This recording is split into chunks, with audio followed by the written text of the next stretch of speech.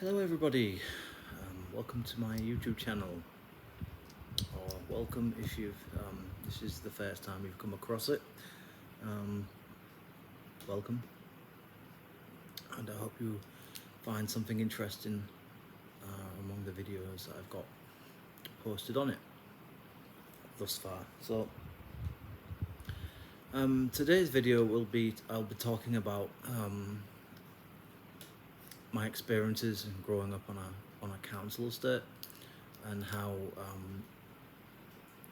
I feel about a certain segment of the people that often live in those societies. Excuse me. Often live in sort of run down or socially deprived, predominantly working class areas, but specifically council estates.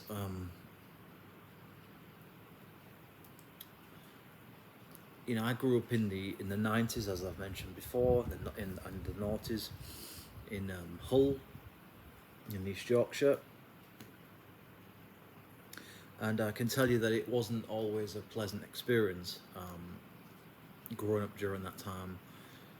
There was a lot of antisocial behaviour going on, particularly towards the very late 90s, early 90s, up until, I mean, really, it's still going on today, really.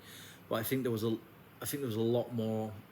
There was a lot more issues with yobs, local thugs and things like that. Certainly in the early to mid noughties, from what I can recall. And I'm talking about just gangs of youth, really,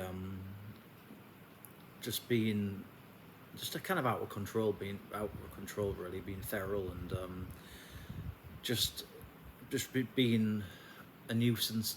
That's it, really, just being a nuisance to the neighbourhood, or to the community, whatever you want to call it. And also just seeing things like people driving recklessly around the estate in crappy cars and on motorcycles and even quad bikes, believe it or not. And just seeing a lot. There was just a lot of police presence. I remember the police always being around. The helicopter would be out virtually every day, or every other day. For 30-40 minutes at a time, let's say. It wasn't a great, it wasn't, obviously it was hardly an ideal situation for kids to be growing up in, really. Not if they were to, it was a toxic environment, really. And of course there was obviously drug dealers around, and just all sorts of, just all degrees of scum, really. I'm sorry to say it, but that's just the truth of the matter. And yesterday I was watching some stuff about I came across this channel on YouTube about like jail life and prisons, UK prisons, and people had recorded certain videos, and people were being interviewed in various prisons and things like that. And it was just kind of got me thinking, and it was just kind of watching this whole, the way that just the way that people act in prison, this mentality that people have, and it got me thinking, really, to how much it resembled growing up, actually. It wasn't uncommon to see things in the paper about someone on the estate, or the name of the estate being brought up on the news, or from time to time, or in the papers. Usually in the papers at that time, this person's been locked up for this, or this person's done so and so down this street, or whatever the case was. And there was just, I saw a lot of this. I don't know how you describe it, but really, I guess it stems it's kind of like this like ghetto like, you know, this sort of like ghetto like mentality, way of life kind of thing. This sort of this, you know, these sort of these like wannabe gangster types that I don't really know what else to jobs, you know, just local, you know, just thugs. That's it. They were just thugs, you know. There were you know, all sorts of just these, you know, these gangs of you know, clearly led by one or two, you know, lowest of the low, you know, probably in and out of jail types, or you know, just kind of these, you know, these lads of, you know, mid to late teens or early 20s even, sometimes even older actually. I remember down Falcon Road there was a group of lads. I mean, they must have been in their early 20s, I'd imagine, mid 20s when I was growing up. So it wasn't uncommon really. There was just a whole array of problems, you know, the speeding, drug dealing going on. I knew it was going on, but I never really saw it. But you just, you know, you saw, you know, that you clearly, you know, you saw people that are clearly being abusing drugs. It was just obvious, even as a kid, really, you know. And in the town centre, you used to see people, you know, in doorways and things like that. So it's what people are seeing now is in town centres and things like that. It's not that. You know, it was there. It was there back then in the 90s, and yeah, I just think it's just gotten worse. Probably it's never gone away. It's just gotten worse over the years. We've been with you know, the rise of more and more abuse of things like spice, for example, and crack cocaine, heroin, things like that. So it's those were common things really. But for the most part, I used to see things like, you know, fires here and there, and, you know, burnt out cars, and you know, people just picking on others, and just gangs getting up to, you know, gangs of kids or teens or young adults getting up to no good kind of thing. I even saw people targeting people's houses from time to time because they thought that they were paedophiles or whatever. So you know, it was a real really dysfunctional living situation, really. You know, it wasn't the place for kids to grow up in at all, really. But you did what you could. You tried to avoid certain people and going out kind of at certain times and things like that. And it was it was unfortunate, really. You know, nobody should have had. It was just often the case that just gangs of kids, bored, you know, with no sense of self-respect, no discipline, no role models, probably fatherless households for the most part. Probably fathers are in and out of prison or whatever the case probably was. I'm guessing that's probably part of what the problem was as to why these kind of things happened. And yeah, I just watching this stuff yesterday about this whole prison sort of lifestyle, if you like. Not that it should be a lifestyle, but you know, just watching some of these people and just listening to the garbage that they spout, and just the mentality of some of these people. You know, this whole, you know, hierarchy of morality, and like this whole you know, this whole front of wanting to be, you know, respected, and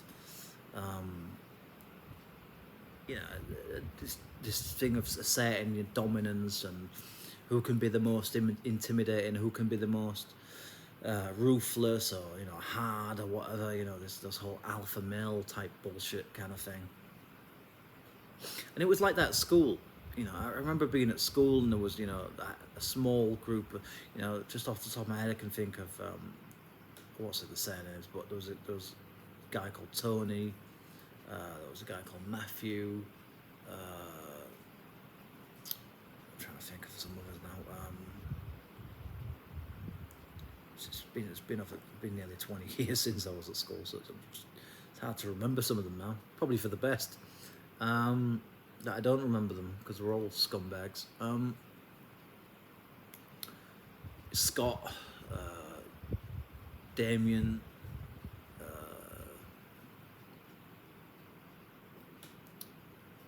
can't remember all of the names now. But anyway, there was let's say maybe about 15 to 20 kids that in my year alone that used to doss around with kids younger than them and a little bit older than them from time to time, but usually they kind of stuck together or they knew each other and they were all just utterly just first class scumbags really. Just throwing their weight around left, right and centre and trying to get everybody to kind of know their place, those kind of types of people, these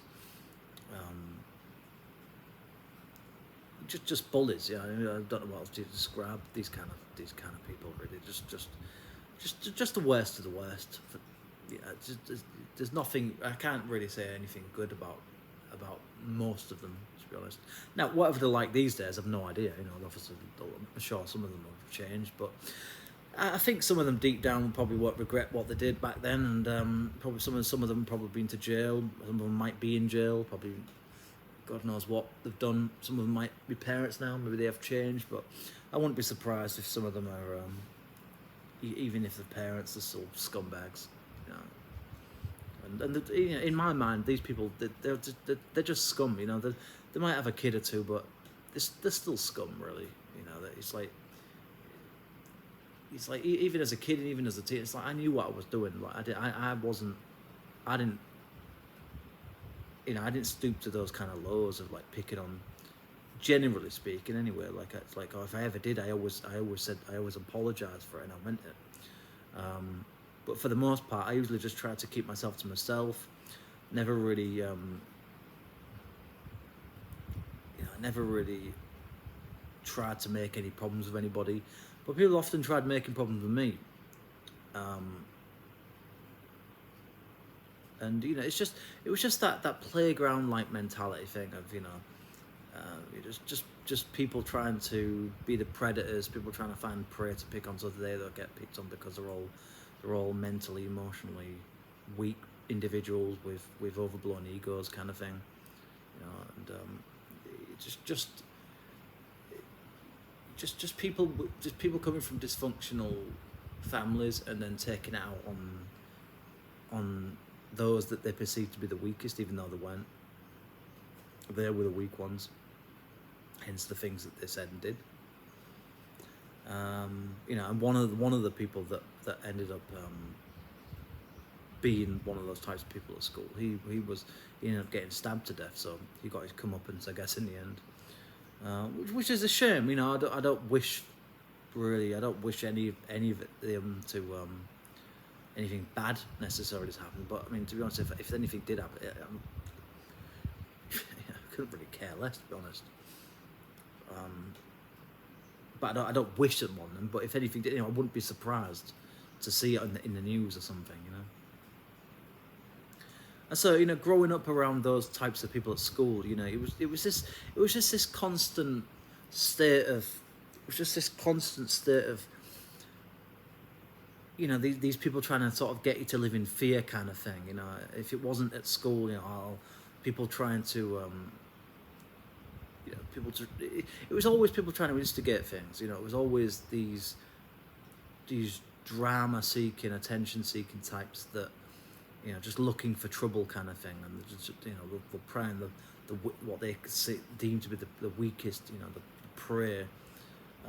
Just kind of like, I guess, maybe to some extent, nature kind of working itself out. Unfortunately, maybe, I don't know, but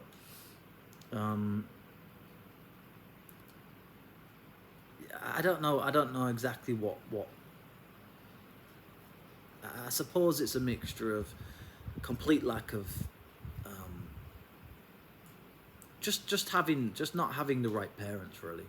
I think it's probably part of the genetic Could be possibly something to do with diet, maybe, but it's certainly in the environment that they grew up in. That's for sure. It might not even necessarily be the parents. It's probably just other people, other kids, other people that they've been surrounded by, and have picked up on certain things that they're deemed to work, and so certain things that act as kind of, that's essentially what bullying is, isn't it? It's a kind of like a defensive mechanism, really. It's a protection, a security kind of thing from, or at least it's a precaution. It's a way of trying to prevent you getting bullied. And so that, there was always these types of people always trying to like, just picking on the most vulnerable kids in a class, whether that's because of the way they look, whether in my case because I had ginger hair and I wore glasses, so that was the often the thing that I got picked on about. I mean, okay, but other kids it was because they were tall or quite chubby or small, or because they sounded a certain way, or because other kids thought they were homosexual or lesbians, or that had some kind of disability. Kids can be very cruel. But you know what? I even as a kid, I knew what I was doing. It's like, and I'm not sitting here saying I'm perfect, because I'm not. I from time to time picked on people, but it was never this. It was never like. It was never like a malicious thing with me. It was just like, it was more of a kind of just like I was trying to like fit in, really, kind of thing, sort of in a dysfunctional way. But you know what? In the end, I made up to the people that I ever did anything or said anything wrong to, because unlike those other, just walking excrement, I actually had a conscience and empathy and compassion, and I didn't want to carry on being, and that's why in the end I stopped associating with certain people, stopped hanging around certain people, like when I was 14, 15, heading towards the end of my school years, because I knew where things were going to go. I knew that it was just you were just getting yourself into all sorts of trouble. And like I said, I'm not innocent. I used to hang around with kids that used to do bad things, vandalising. I used to thieve from time to time, and I used to bully from time to time.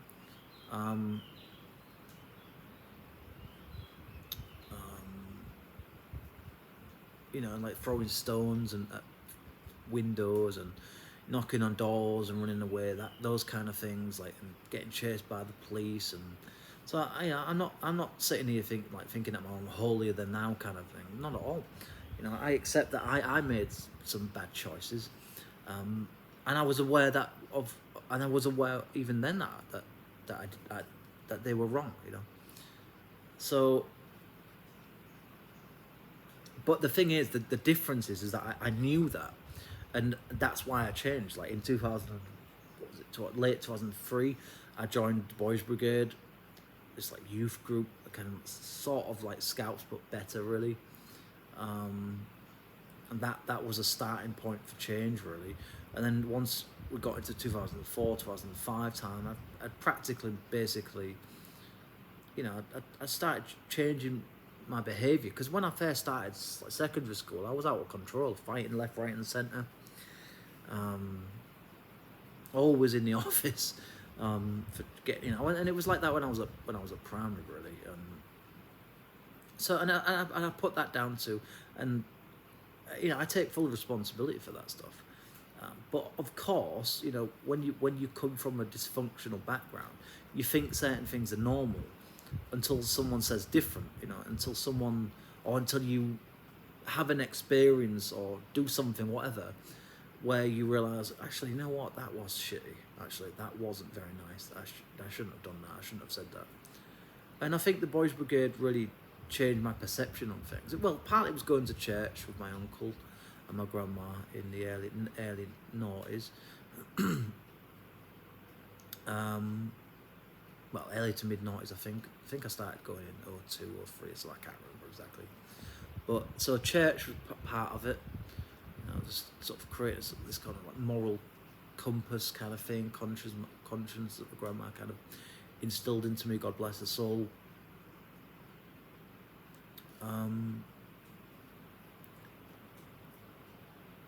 But it was the boys' brigade as well. I think, you know, the captain, the leaders, or officers, whatever you want to call them, at boys' brigade. Certainly 3 of them anyway. Derek Robinson, Martin Holmes, Philip Cookson. They were real role models to me. They were real. For me, that I looked up to those people. They meant a lot to me back then, and they still do.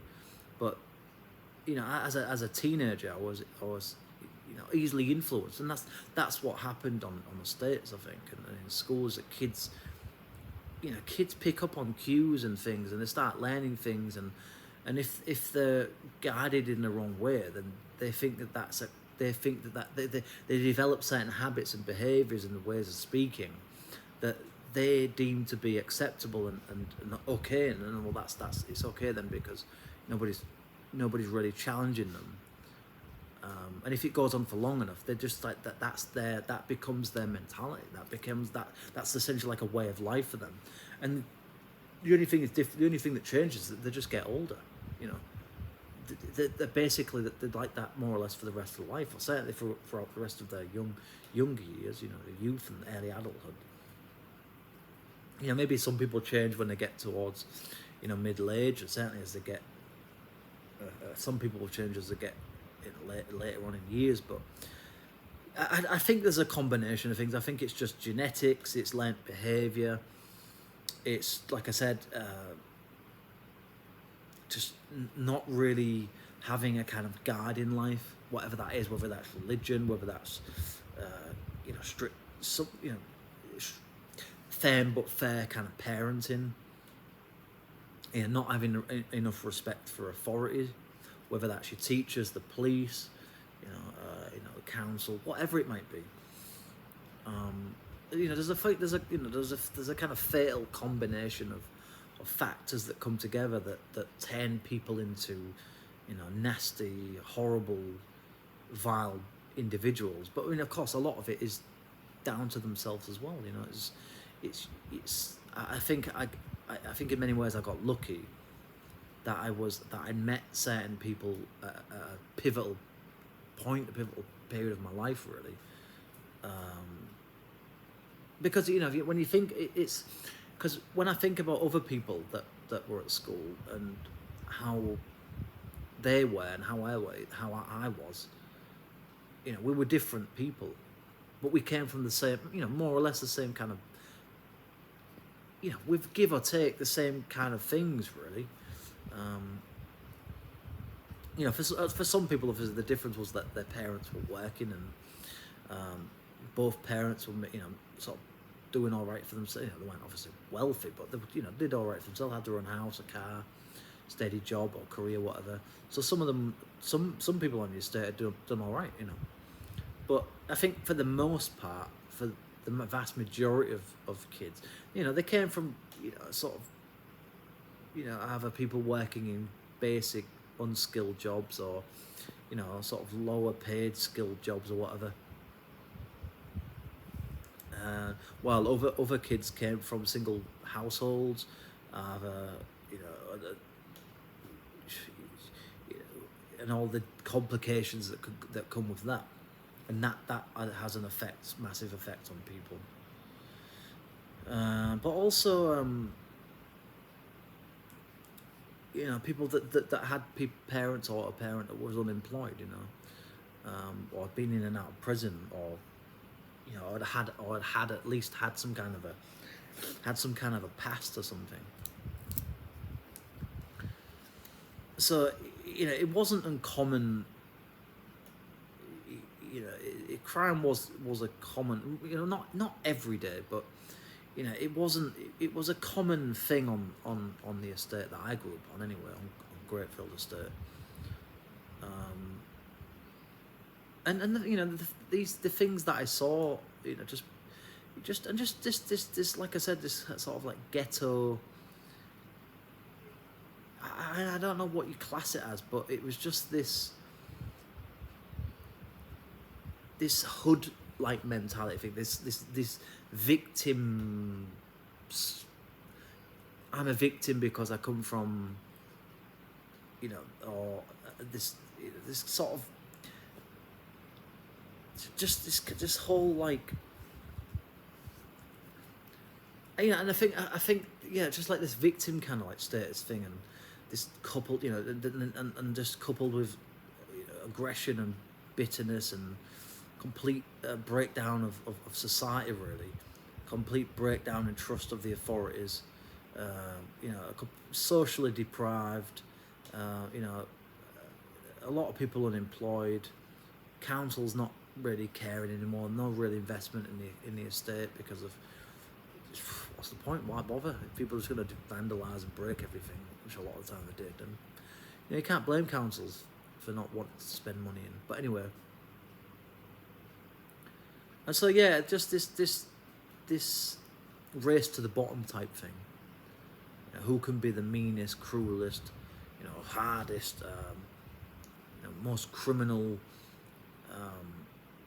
It was, and I think this sort of thing probably stemmed from. I think a lot of it actually stemmed from the kind of things that kids, children, and teenagers were watching in the 90s, actually, in the noughties. To some extent, not that you can blame those things in and of themselves, but I'm just saying I think that probably had some kind of an influence on certain types of people, or rather certain types of personalities, more than others, let's say, which explains a lot. So whether that was playing violent, games, watching violent sports, watching violent, movies, and listening to rap music and things that's, that certain rap, especially in the early to mid noughties, there's a lot of degrading of women in a lot of music, but especially sort of American rap music. There was a lot of, I can think of like videos for like Dr. Dre, Snoop Dogg,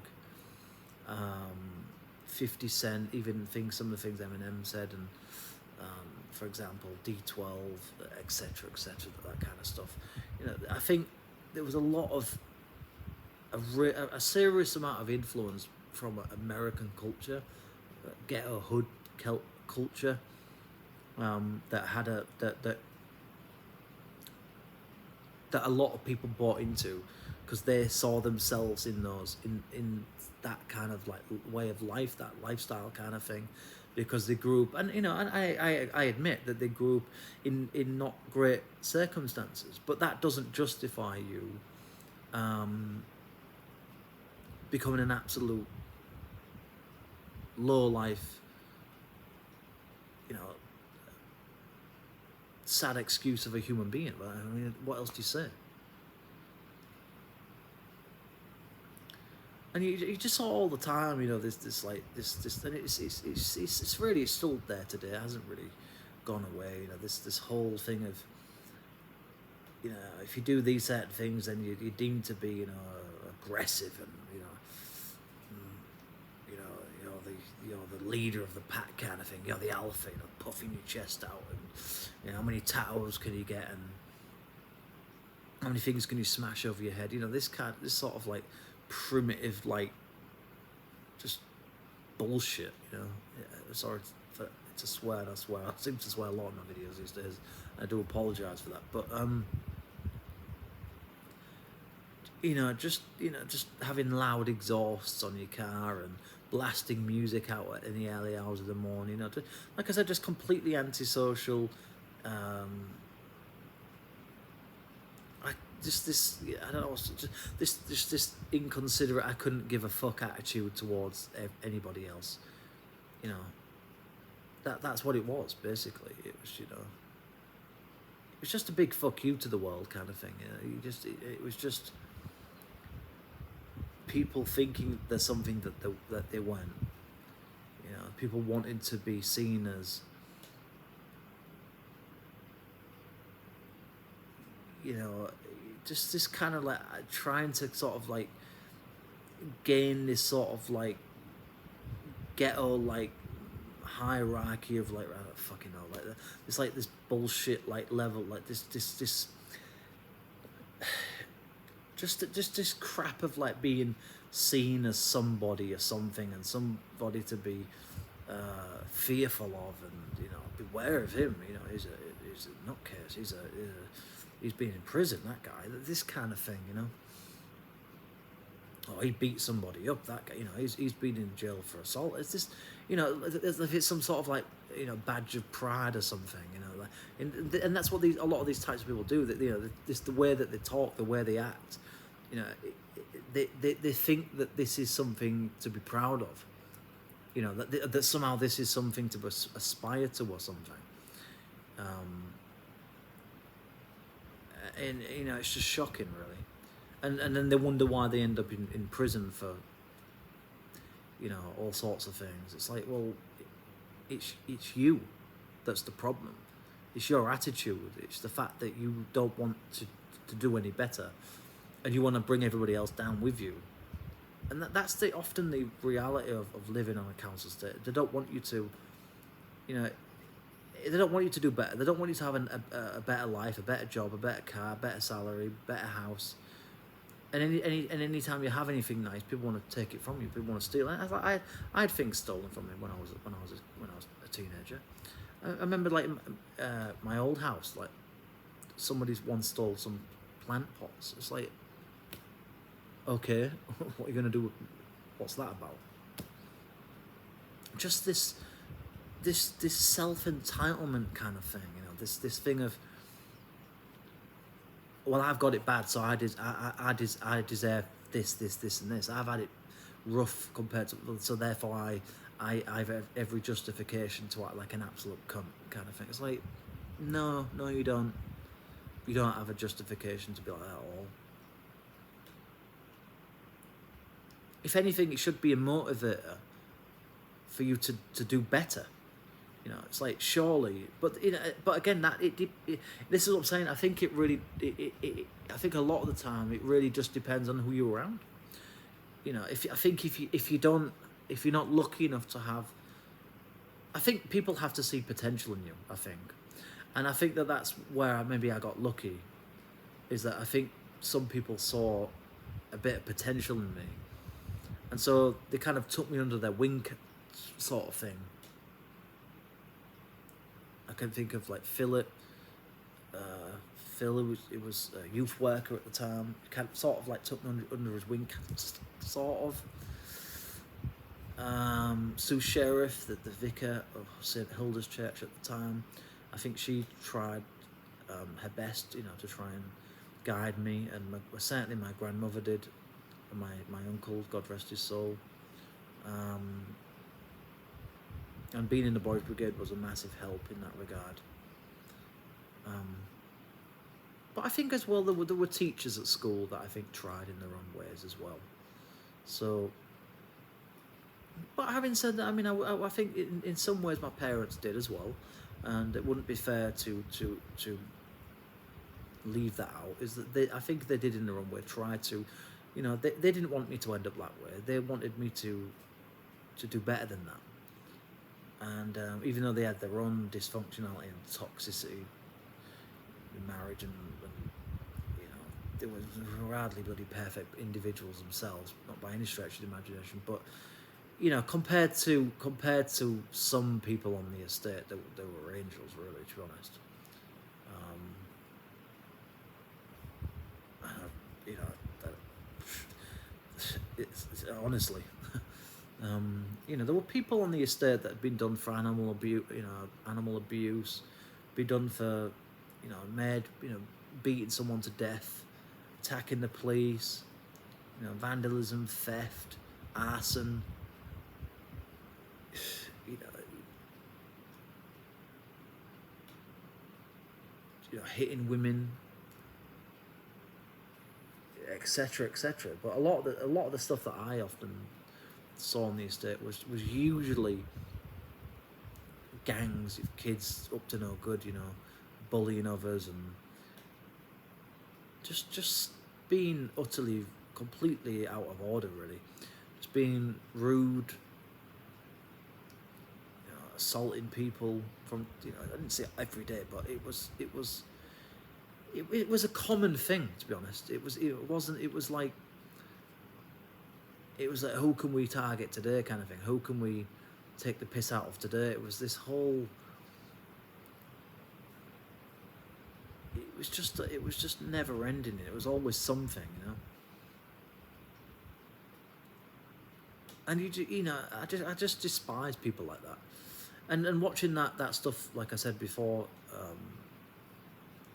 earlier, about the prison thing, it really made me think about those kind of people, you know, how they'll target the most vulnerable people and try and claim some kind of victimhood, and try and claim some kind of moral authority or something, you know, sort of moral hierarchy or something of crimes. It's like, well, I hate to break it to you, pal, but you're a scumbag. You're in prison serving life, or serving at least, you know, a long stretch of time. So I don't think you're in any place to be preaching about morality and what's right and wrong, really, because I don't think, you know, you're not a saint. You know, it's like, I agree that other people in prison are scum. I absolutely agree. And I think some people shouldn't be in prison, should probably get the death penalty. Anyone that commits a murder that's been actually found, you know, anyone that's in guilt has been actually found 100% that, you know, they're absolutely guilty of something, whether that's murder, whether that's rape, whether that's paedophilia, whether that's animal abuse, or you know, beating disabled people, elderly people, you know, fraud, corruption. They should all, you know, at the very least, they should all be serving life sentences. Every single one of those people.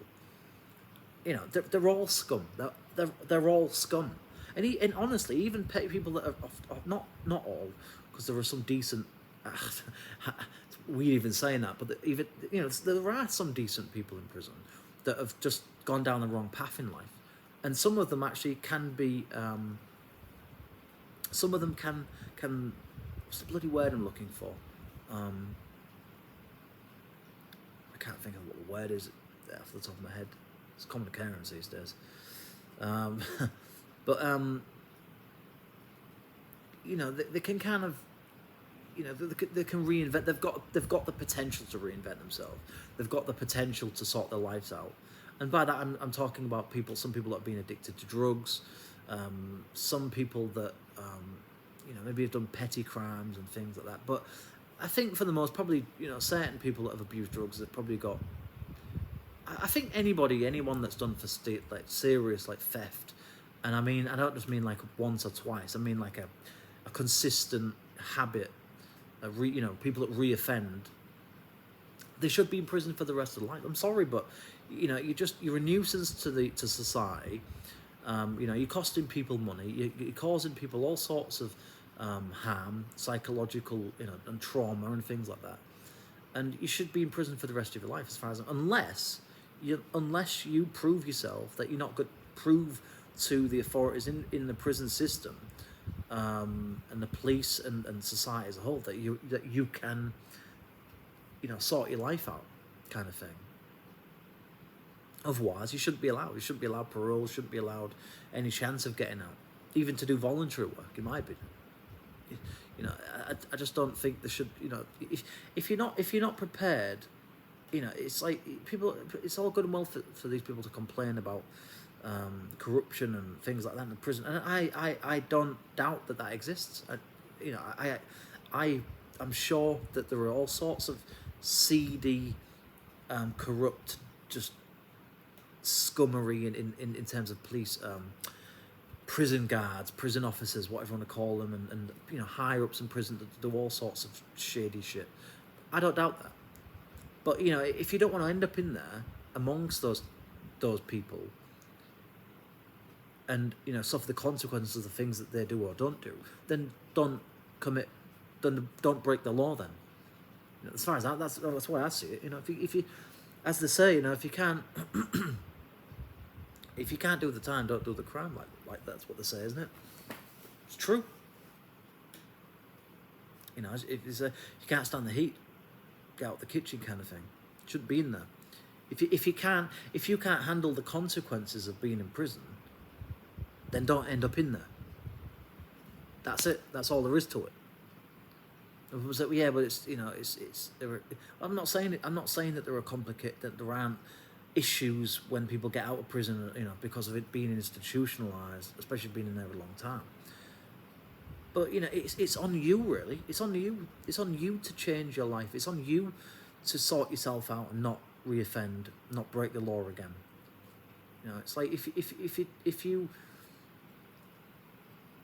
and you know, these people always have all sorts of excuses, you know, all sorts, and some of these people, like some of these interviews I watched with some of these people, they've got no shame whatsoever. They don't regret anything that they've done. In fact, they're proud of it, and they don't mind telling you about it. This is the level of depravity, and you know, it's funny how, you know, some of these people go after predators in prison, but yet, you know, in a different way, they're predators as well, you know. And I'll be the first person to say that, you know, anyone that abuses children should be in prison for the rest of their lives. Never mind going on a register. They shouldn't be allowed out, because there's always that risk. Or anybody that does whatever it is, rape, anyone that does anything like where it's clear there's definitely a chance that they're going to reoffend again, or you know, you can put people on registered, you can put people on, you can tag people and all that kind of shit and monitor people. But I mean, you know, it's like, and if it's ultimately, I just don't think there should be space for. It's, you know, the prisons are exactly what you think they are and worse. From what little I know, obviously I've never been to prison. I've certainly no intention of ever going to prison, because I'm not that kind of scumbag. But from what I've looked at, what I've seen in stuff on YouTube at least, and what you can go by that, but you know, it's just full of the absolute worst, as you would expect in prisons.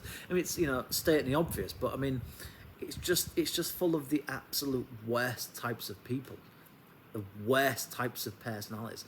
I mean, you want to talk about sociopaths, psychopaths, you know, people with absolutely no morals, no you know, no concept of ethics, no concept of fairness, of real justice and things. You know, these people take matters into their own hands. You know, this whole vigilante type justice thing in prison, it's you know, I'm not saying that there aren't certain people that deserve serious consequences, but you know, the fact that these people think that they've got some goddamn God-given right to take out justice on something, whether it's because of debts or whether it's because of, you know, someone didn't respect me, or whatever the fuck it might be, you know, some bullshit. Just this, like, it's just, they really are. They're just overgrown children. A lot of them, you know, they're just man-child types, you know, and you know, they've developed this skewed sense of status and like. You know, identity, and you know, like they think they're somebody because they've broke the law a certain amount of times, or they've killed somebody, or they've scarred someone for life. I mean, you know, fucking hooray, well fucking done you, you know. I mean, is that your greatest achievement in life? Is it you've murdered someone now doesn't have a son or a daughter anymore, or you've given someone trauma for the rest of life? You're proud of that, are you? You know, this is the level of. I mean, what do you say? What do you even say about people like that? You know, they should just be hanged. They should be hanged. No remorse. You know, anyone that does anything like that with, you know, you know, if it's like something that was actually genuinely an accident or something, and they've gone to jail for killing someone, but it was actually an accident. That's a different situation. But for people who are actually, you know, with that carried out things with malicious intent and intended to kill someone, or at least tried to, they should be hung. No ifs, no buts. Just hang them. Why should the taxpayers pay for these scumbags? Seriously, like, why should we pay for them? You broke the law. You don't care about your victims. These people are sick, delusional narcissists that have this very toxic sludge mentality.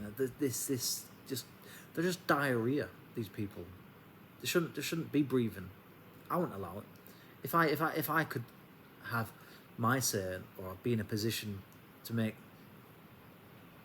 judiciary decisions, or to hand out, to be a judge, I'd say, well, at the very least, these people get life sentences, and when I mean life, I mean 50+ years minimum, no chance of parole. You don't even get a hearing. If you're found absolutely guilty, that's it. You're finished. That's it. You've done what you've done, and that's it. There's no chance of you ever getting out. And it's like, it's funny how these people victim blame, and all they're in. It's funny because prison shows you exactly the real, the what's really going on under the surface, and it was like that on the council stage. Really, you really see what's really there under all this behaviour. These people are weak-minded, pathetic, low status, low IQ, low lives with no real potential, with no chance of ever becoming anything decent, and they're just often the case. They're often massively insecure people, and all this macho man type bullshit, intimidation techniques, and all this crap, this gang culture life, and everything that comes with it. It's just a front. It's a front. It's a facade.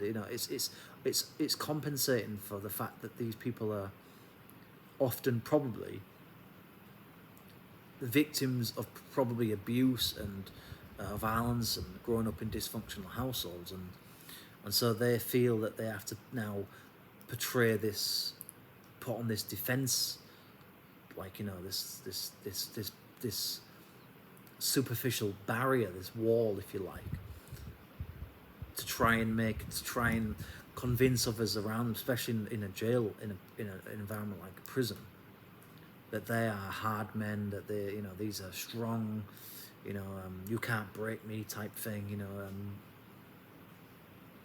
I'm the king around here kind of attitude.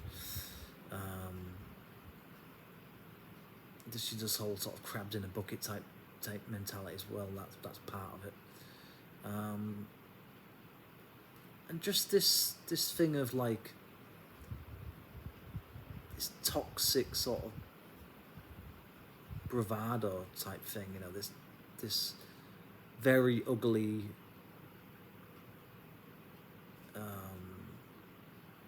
very dark, very dangerous,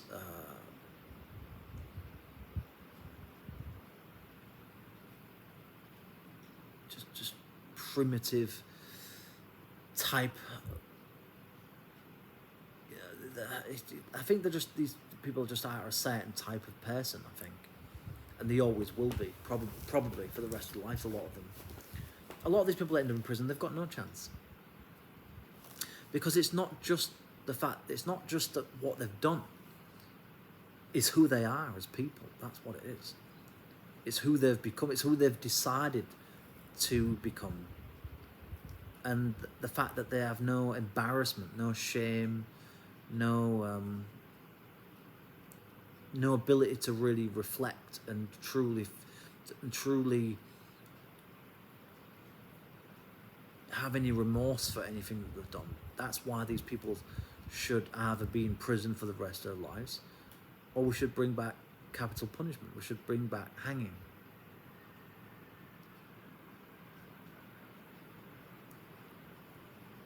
you know, I think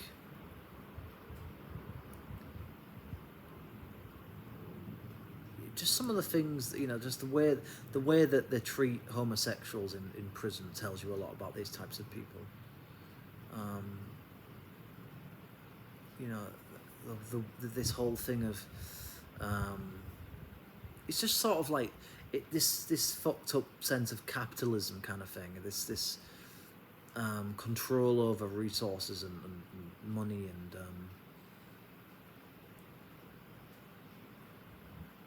you know, all these sort of unwritten rules kind of thing. You know, this you know, this prison-based hierarchy of crimes and hierarchy, you know, of people based on how long they've been there, what types of crimes. I don't know how many times they've been in that prison, and this whole, you know, toxic masculinity. That, to me, that's what toxic masculinity is. If you ever really wanted to see it on display, go and spend some time on a council estate on the weekend, or go and live there for a few years, and you'll see exactly what it is. Of course, there are decent men, decent women in council estates, and you know, I wouldn't say they were in the majority, but they're certainly not in the minority either.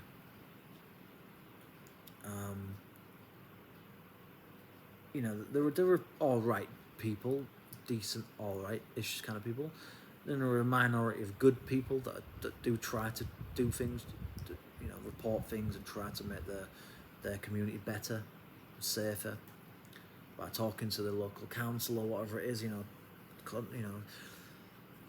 contacting the police. But you know, they're just as much to blame for the downfall of law and order in places like council estates in England, because you know, the complete lack of trust, belief, respect more than anything else in the authorities is, and the fact that a lot of the time the authorities don't want to deal with things, or they're too late to deal with things because they're either understaffed, under-resourced, underfunded, or they just don't want to deal with it. They'd rather not deal with it. They'd rather just let things play out and let, you know, these low-life thugs addicted to drugs and addicted to fucking beating people up, addicted to prison apparently, you know, them and their henchmen kind of thing, let them sort it out kind of thing.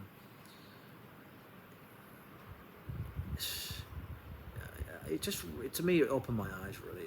Watching that stuff yesterday, it was really, yeah. Of course, I knew prison was full of, you know, just the absolute.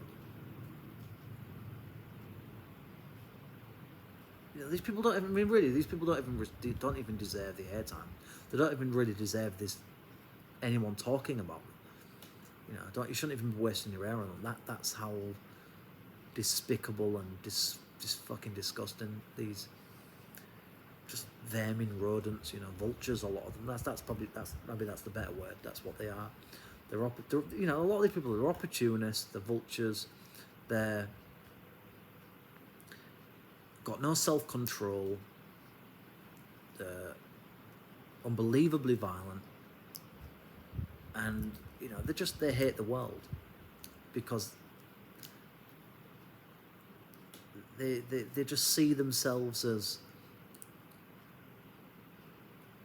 just this warped sense of what, I just don't know how else to say it.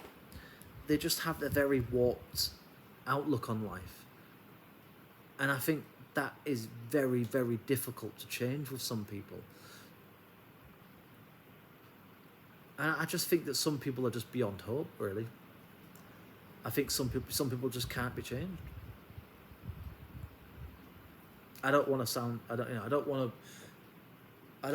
come across as sort of being, you know, well, why don't you give people a chance? Well, you know, I'm all about giving people a chance if they show remorse at least, and show potential to become something better. But you know, I'd say probably 95% of people in prison, most of them won't change. They'll be in and out of jail for the rest of their lives, because for them it's become a way of life. That is their life. That is their lifestyle. They've normalized that level of that this sort of subculture of this crime, this lifestyle of crime. This council. I call it the council estate mentality. This, as I've said, I've said already in the video, which will be coming to a close very shortly. It's people with, I think often it's people with serious, probably learning difficulties, probably genetic, there's probably a serious genetic component to it. Poor parenting, or even just a complete lack of parenting, really. Lack of role models, a lack of guidance early on. Being introduced to certain people, being influenced by certain things, like in their immediate environment, but also online, in the media. As I've said before, I touched upon gaming and things like that. That must have some kind of an impact on set. But I think the fact that I watched, I grew up with for example, things like GTA, and I used to in the game kill people and things like that. But I just saw it as a game because that's what it was. Whereas I think some people, I don't know, I think it might be just that their personality types, maybe the sort of, it could be that they grew up in, I don't know how it all works out, because it's like I grew up in a domestic violence environment, but I've never gone on to hit a woman and I never will, because that's not me. But I suppose maybe that's, like I said before, that's because I was guided, thankfully guided in positive ways, in healthy ways, and so maybe that's what it is. Maybe it's that people that weren't fortunate enough, or they just didn't take the opportunities when they were presented, or they didn't see them as opportunities for people to try and help them. So it's got to be down to you. It's got to be, I think for me, the reason I got out of it in certain ways when I did in my mid-teens is partly because I wanted to. I saw the way, I just felt guilty. I had a guilty conscience. I didn't like the things I was doing. I didn't like the person I'd become at that point. I mean, I was only a kid, but still, even then, I was aware of the fact that I didn't want to go to prison. I didn't want to end up being a lowlife. Doing all sorts of crimes, whether it's low level or not, whatever. And having a criminal record, and just being in and out of trouble with the police all the time. I didn't want that life. I didn't want to be a part of that, and that's why I had to disassociate myself with certain people when I did. And I can think of a few people off the top of my head: Damien, Danny, Paddy, even to some extent, because although they weren't some of them weren't bad people per se, but they certainly weren't good influences. I think that's really the best thing to say. They weren't bad people, but they weren't good influences either. Whereas some of the people I knew, or certainly friends of friends, they were certainly heading in a very bad direction, and I didn't want to have to face the consequences of that, because I knew what I'd done, and I wasn't proud of it. I didn't like and I felt guilty about it, and that's why I wanted to change. And I think my friend David, thankfully, maybe he saw that partly, but he obviously was my friend and wanted me to join the Boys Brigade anyway. So I think I was lucky because he, like I talked about in another video, there was a few people that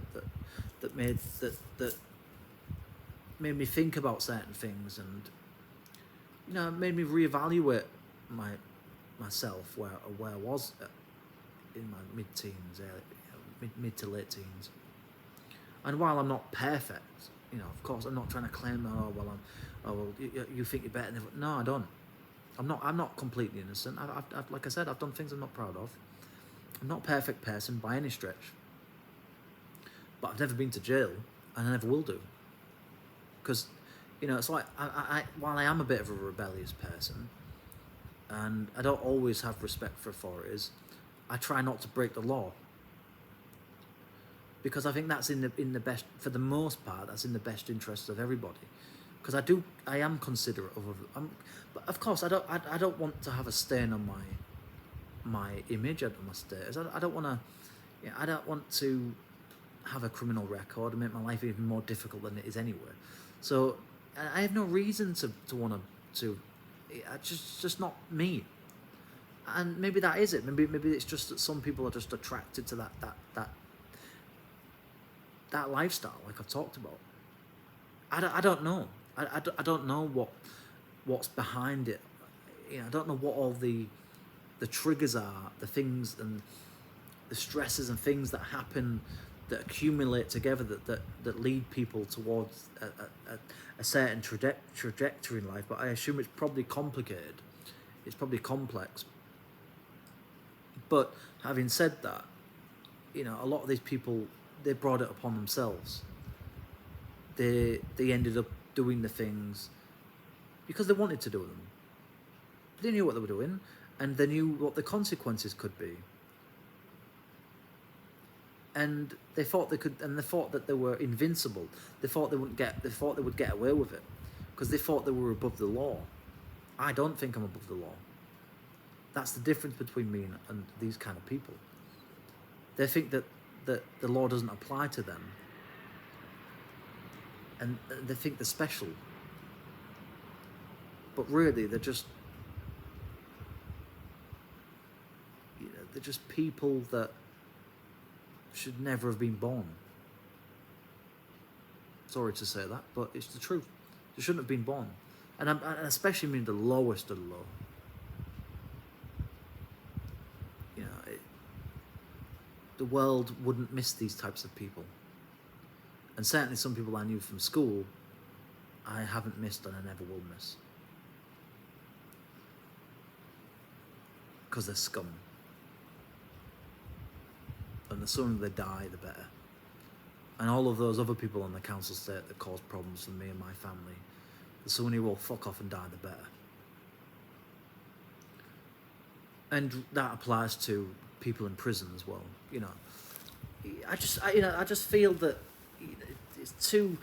the judiciary system's far too soft these days, and people are getting let out left, right, and centre, not serving full sentences. And you know, there's all sorts of people walking about, especially in places like council estates, that have done all sorts of stuff.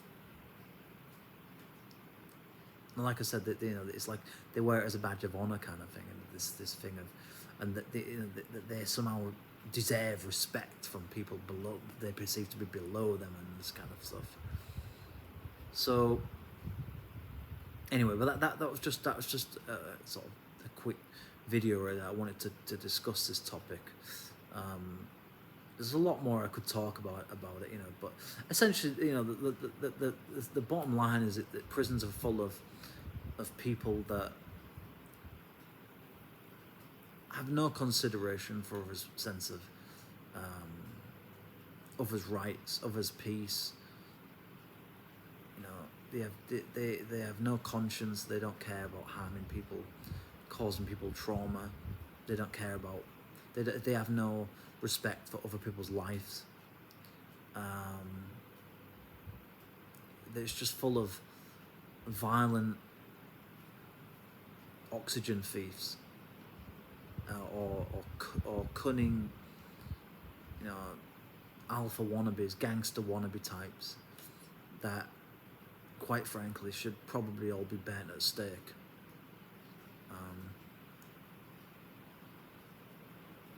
It's just the levels of toxicity amongst these types of people, and that's not to say that everybody in prison is an absolute scumbag. I'm not saying that, because there are decent people there, like I said, that have just done, you know, gone down the wrong path in life and done something petty, something stupid, whatever, or made a mistake. You know, I'm not saying that everyone's a bad person through and through, but I say for the vast majority of people, and of course there are people in prison that haven't committed the crimes that they've been convicted of.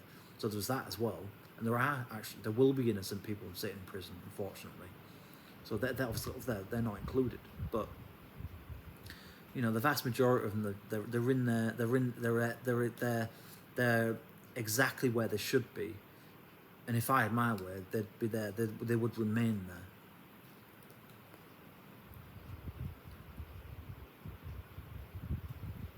You know, if you're willing to take someone's life, if you're willing to inflict severe suffering on someone, if you're willing to cause someone absolute misery, and you get enjoyment out of that, and you think that that's something to put on your CV or something, then you don't deserve the right to freedom. You made your bed, you made your choices, and prison's the consequences of that. So instead of sitting there bitching and moaning and playing the victim and victim blaming, maybe you should do some self-reflection and think about the absolute scummery that you've become, and why you're in there, and why you deserve to be in there, probably for the rest of your life.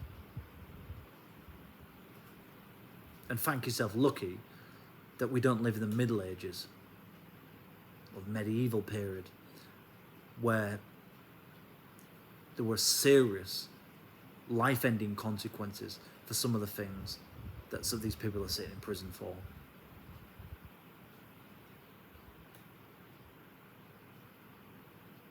You know, just you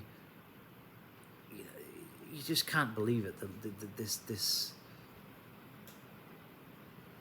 You just, you watch some of these things, you listen to the garbage that these people bang on about, and everything about them is just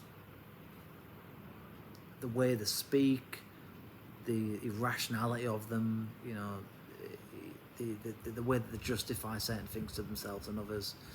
This fucked up sense of belonging type thing, this this self-entitlement, like privilege kind of thing. It's just it's an environment that anyone that has an ounce of a conscience would never ever want to end up in, because anyone that does have those things won't end up in there. And people that don't break the law deserve freedom. And those who consciously and deliberately go out there to break the law and cause suffering on other people's, well, whatever that might be, suffering to other people,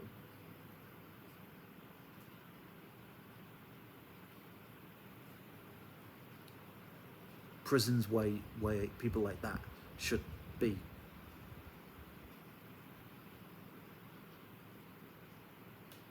We all make choices at the end of the day. We all decide whether to do something or not. And if you feel that, if there are people out there that feel that they're heading in the wrong direction, then maybe you should go and get some counselling before you end up falling down a very, very slippery slope, and a very quick one that lands you in prison for 20, 30 years.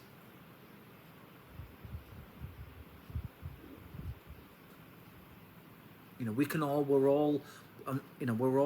all have the potential to do bad things, but some of us just don't do it. That's the difference between people on the outside of prison and people on the inside.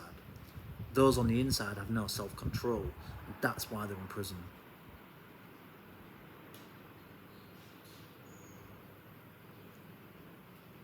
It's full of the absolute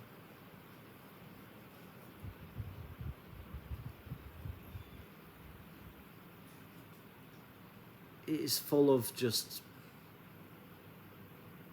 you want to talk about evil. Some of these people just truly are. Some of these people really are evil. Killing people in cold blood, robbing people of their life savings, burning people alive, molesting children, babies even,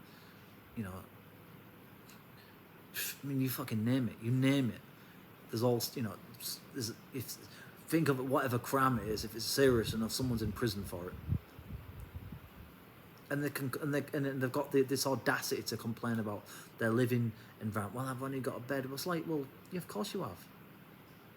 Because that's all you're worth. And I've been reduced to this. Yeah, you're right. You're lucky you've still you're lucky that you're still breathing.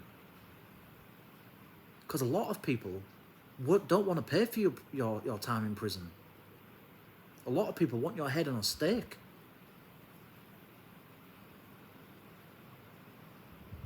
Like I said, if I had my way, I'd burn people alive. There wouldn't even be any prisons. All there would be is just like temporary holding facilities, and the rest of these scumbags, I'd burn them alive and I'd take enjoyment out of it.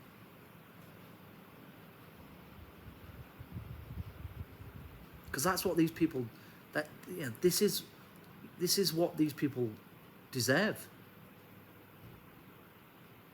There are consequences in life for breaking the law. There are consequences for causing people trauma and doing horrific shit to people. How dare these people sit there and complain and whinge? Complain about rights and things like this, and that it's not fair, and that the system's all corrupt. Well, it might be, but no more corrupt than you are. If you don't want to deal with these consequences, then don't become a nightmare of an individual. Don't turn into a fucking psychopath. Don't turn into a sociopath. Don't turn into a scumbag. Then you won't end up there.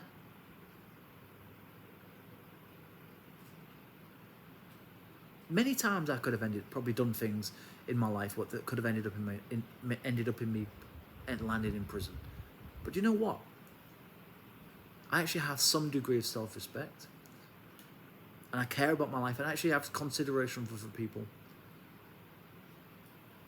I'm not perfect, but there are a lot of things that I would never ever do, because I actually do have morals, and I know what's right and wrong, or what I deem to be right and wrong.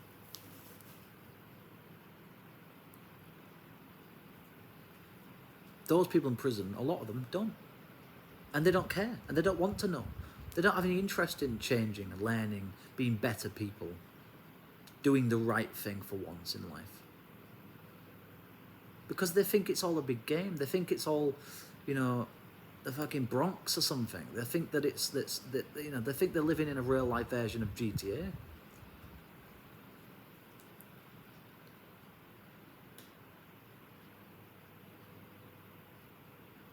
It opens your heart. It really does open your eyes.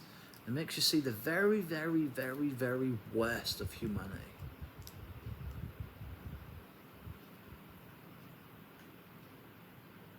The things that people will do for the pettiest of things, outside of prison and inside of prison. Shocking. Get murdered for this. Get beaten up for that. Get your food taken away for this. Get your money stolen for this or that, whatever.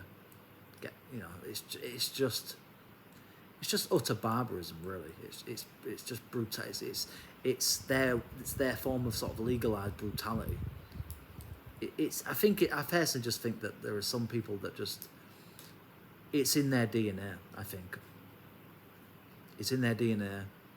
And no matter how many programs and how much education, how much money you throw at these people, they will never, ever, ever change. And that's why they should rot away in prison, at the very least, for the rest of their miserable, meaningless, nothing existence.